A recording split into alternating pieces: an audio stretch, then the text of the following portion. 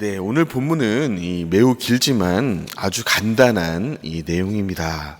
밧세바가 단단히 화가 났습니다. 아도니아가 일어나서 왕위를 찬탈하려고 다윗의 측근들을 포섭하고 다니니까 치맛자락을 휘날리며 다윗에게 찾아갑니다. 아니, 왕위는 제 아들 솔로몬이 있게 되는 것이 아닙니까? 저 아도니아 좀 어떻게 처리해 주세요. 라면서 탄원을 하는 것이죠.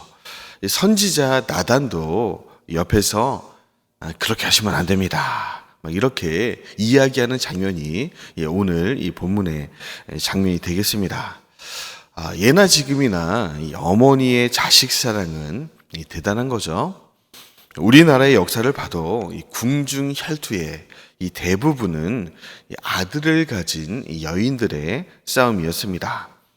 왕비가 있고 후첩이 있고 자녀들이 막 있고 홍길동이 막 튀어나오고 감당이 안 되는 거죠.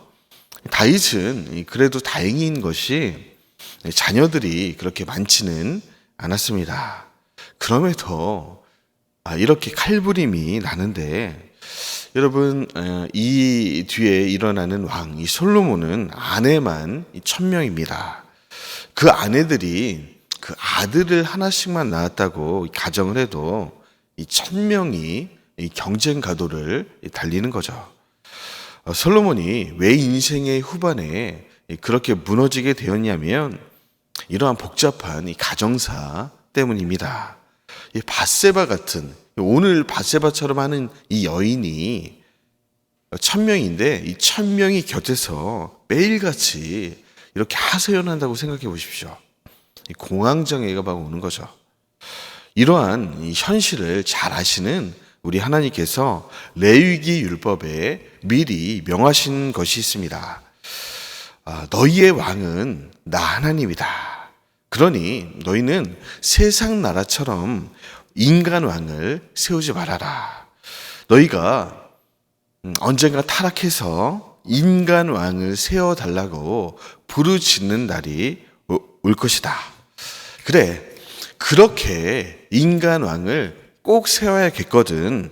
그 왕이 반드시 해야 할 일은 좀 지켜줬으면 좋겠다. 그것이 세 가지가 있는데요. 첫 번째는 이방 왕들처럼 은금과 병마들을 많이 두고 그런 것들에 마음을 빼앗기면 안 된다는 것이고, 이 두 번째는 율법책, 성경을 늘 옆에 두고 읽고 순종하는 왕이 되어야 된다. 그리고 셋째가 오늘 본문과 연관이 되어 있는데요. 이방 나라 왕들처럼 아내를 많이 두지 말라입니다. 아내를 많이 두면 누구처럼 되니까 그렇게 하지 말라고 한 것입니까? 솔로몬처럼 되니까. 그럼에도 이 솔로몬은 겁도 없이 1000명과 결혼하는데 그들 대부분이 누구였냐면 공주였습니다. 다들 한 나라의 공주로 자라났기 때문에 매우 콧대가 높고 교만한 여인들이죠. 우리 교회 여자 성도님들처럼 이렇게 뭐 착하고 욕심도 없고 순수하고 이런 여자들은 한 명도 없습니다. 그렇게 이기적이고 권력욕으로 가득 찬 음녀들이 이 솔로몬의 이 아이를 낳았으니 말 다 한 거죠. 이 되먹지 않은 공주들이 시집 올 때 자기 나라 우상을 한 가지씩 꼭 가지고 옵니다. 그리고 밤낮으로 솔로몬한테 막 사주 협박 공갈하는 거죠. 어떻게 하는 거냐면 당신 우리나라 우상을 모실 신전을 예루살렘 안에 꼭 만들어주세요. 만약에 안 만들어주면 바로 이혼이고 우리 아빠 쳐들어올 겁니다. 그러니 솔로몬이 밤에 잠이 안 오고 그 청을 들어줄 수밖에 없었던 거죠. 그래서 이 솔로몬이 말년에 내가 이 정략 결혼을 많이 한 것을 회개하고 쓴 책이 전도서입니다. 첫 문장이 뭡니까? 헛되니 모든 것이 헛되다. 아가서도 여러분 솔로몬이 썼는데요. 그 책이 쓰여진 배경은 이렇습니다. 이 솔로몬이 이 곁에 있는 여자들을 매일같이 보니까 하나같이 이 손톱이 길고 욕심 가득한 음녀들밖에 없는 거죠. 사실인 거죠. 그런 와중에 하루는 신하들과 사슴 사냥을 갔는데 이 술람미라는 시골 동네에 가게 된 겁니다. 거기서 이 포도원을 관리하는 한 여인을 우연히 마주친 거죠. 이 여인의 모습을 보니까 포도밭을 가꾸다 보니 피부가 약간 햇볕에 그을렸는데 여러분 까무잡잡하고 중요한 것은 일단 화장을 하나도 안 한 거예요. 이 솔로몬은 그동안 아내들이 화장을 10겹으로 바르고 다니는 것만 봤거든요. 이 솔로몬은 잘 보이려고. 아마 제가 믿기로는 여자의 쌩얼을 아마 본 적이 없을 것입니다.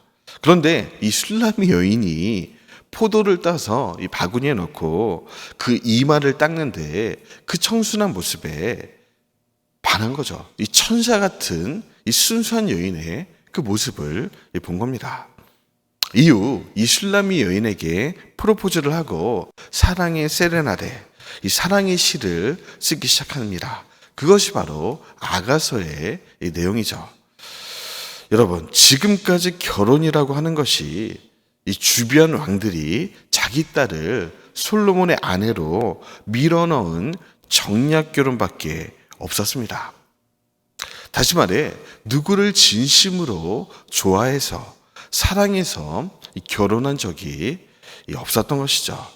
그러던 중 이 술람미 여인을 통해 난생 처음으로 진정한 사랑이라는 감정을 느끼게 된 것입니다. 영화 같지 않습니까? 더 영화 같은 것은 뭐냐면 이 솔로몬 대왕의 이 프로포즈를 이 술람미 여인이 결국에는 거절한 것입니다. 자신은 이 어릴 적부터 동네에서 결혼하기로 약조한 사람이 이미 있다는 거예요. 내용이 약간 진부하긴 하죠. 예, 진부하긴 한데 실제 유대 전승에 나오는 이 아가서의 뒷배경의 이야기입니다. 그런 의미에서 아가서는 솔로몬이 평생 동안 진심으로 희구했던 한 여인에 대한 이 순수한 사랑을 노래하는 가극입니다. 받아들여지지 않은 사랑이지만 솔로몬 입장에서는 이 누군가를 진심으로 사심 없이 사랑했던 이 처음이자 이 마지막의 이 사랑이었던 것이죠. 여러분, 이 모든 사랑이 아름답지만 이루어지지 않은 사랑도 아름다울 수 있습니다. 하나님이 우리를 사랑하신다. 이런 것도 생각해 보면 일종의 모험입니다. 우리가 그 하나님의 사랑을 받아들이지 않으면 실패하게 되는 이 완전한 자유가 주어진 이 모험입니다. 그럼에도 하나님은 그 모험을 선택하셨습니다. 하나님은 가짜 사랑을 하기 싫으신 거죠. 실패할 확률이 훨씬 높은 모험이었지만 하나님은 우리의 진짜 사랑을 얻기 위해서 그 길을 걸으셨습니다. 오늘 이 시대에 이 많은 청년들이 이 모험을 두려워하는 것 같습니다. 가만히 보고 있으면 막 속이 터질 때도 있어요. 어떤 남자 청년과 최근에 상담을 하는데 좋아하는 자매가 있다는 것입니다. 그래, 잘 됐다. 가서 좋아한다고 고백해라. 걔가 거절하면 어떡해요? 이렇게 얘기하는 거예요. 예.